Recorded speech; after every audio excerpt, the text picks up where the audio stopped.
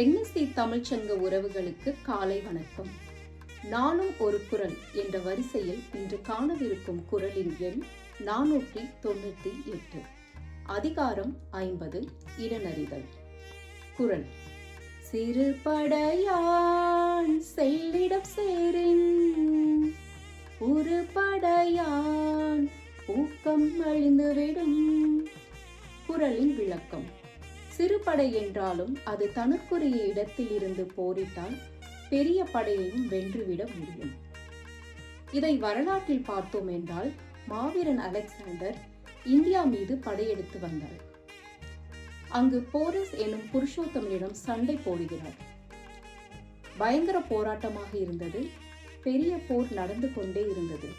அதை பார்த்து புருஷோத்தனுடைய வீரத்தை பாராட்டினார் அலெக்சாண்டர். மறுபடியும் குரல்: சிறுபடையான் செல்லிடம் சேரின், உருப்படையான் ஊக்கம் அழிந்துவிடும். நன்றி.